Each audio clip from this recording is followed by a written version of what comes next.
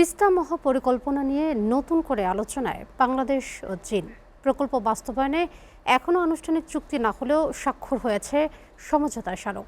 দ্রুত কাজ শুরু করার আশ্বাস মিললেও বড় প্রকল্প হওয়ায় সময় লাগছে বলে জানান বিশিষ্টজনরা। তবে অন্তর্বর্তীকালীন সরকার ঘোষিত সময়ে কাজ শুরু না হওয়ায় অনেকটাই অখুশি তিস্তা নদী রক্ষা আন্দোলনের শীর্ষ নেতারা।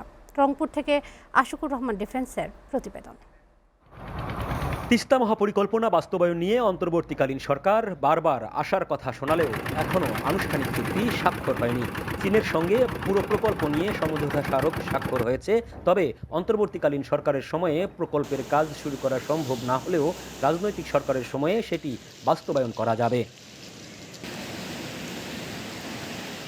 সোমবার সকালে রংপুরের কাউনিয়ায় তিস্তা নদী পরিদর্শনে এসব তথ্য জানান উপদেষ্টা সৈয়দা রিজওয়ানা হাসান। এ সময় তার সঙ্গে ছিলেন বাংলাদেশে নিযুক্ত চীনের রাষ্ট্রদূত ইয়াং ওয়েন সহ একটি প্রতিনিধি দল। সাংবাদিকদের প্রশ্নে জানুয়ারিতে প্রকল্প শুরু না হওয়ার বিষয়ে উপদেষ্টা বলেন, প্রকল্পটি বড় হওয়ায় সময় লাগছে। দেখা যাচ্ছে যে প্রকল্পটা অনেক বেশি জটিল হওয়ার কারণে তিনটা জিনিস এখানে দেখতে হবে: বন্যা নিয়ন্ত্রণ, নদী ভাঙন রোধ, একই সাথে সেচ দেওয়া। ফলে এইটা ফুল প্রুফ করার জন্য ওনারা একটু সময় নিচ্ছেন। আপনাদের পর্যায়ে গণশুনানি করেছি, আমরা জাতীয় পর্যায়ে বিশেষজ্ঞদের মতামত নিয়েছি।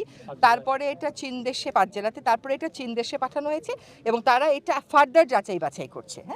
এদিকে প্রকল্পের ব্যয় ও সময়সীমা নিয়ে জানতে চাইলে চীনা রাষ্ট্রদূত ইয়াং ওয়েন বলেন, এটি একটি বড় প্রকল্প, তাই এখনই খরচ নির্ধারণ করা সম্ভব নয়। তবে যত দ্রুত সম্ভব কাজ শুরু করার চেষ্টা চলছে।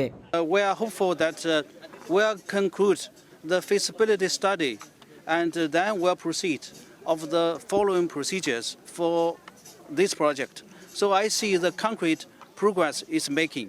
So we are on the process to promote this project. So that is the progress so far I see.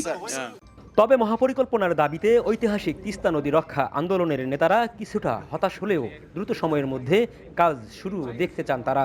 আমরা দীর্ঘদিন ধরে আন্দোলন করে যাচ্ছি। আমরা আশা করেছিলাম যে অন্তর্বর্তীকালীন সরকার তারা কাজ শুরু করে দিয়ে যাবে এবং রেজওয়ানা হাসান পানি উপদেষ্টা উনি বলেছিলেন যে 1 জানুয়ারি কাজ শুরু হবে, কিন্তু জানুয়ারি তো চলেই যাচ্ছে, কাজের তো কোনো নমুনা আমরা দেখতে পাচ্ছি না। তারা সরকার বলতেছে অর্থ আমরা চাচ্ছি, এটা আসলেই বরাদ্দ হবে। সেই জায়গায় আমরাও তাকে বলছি তারা বরাদ্দ করেন। এই সরকারের কাছে আমরা দাবি করছি, এই চীনের অর্থের জন্য চাতক প্রতীক্ষায় বসে না থাকে, আপনারা যে টাকাটা বরাদ্দ দিতে চেয়েছেন সেই টাকা দিয়ে কাজের উদ্বোধন। শুধু জরিপ, পরিদর্শন আর আশ্বাস নয়, এবার মহাপরিকল্পনা বাস্তবায়ন কার্যকর চান তিস্তা পাড়ের লাখো মানুষ। Ashikur Rahman defence, SA TV, Rangpur.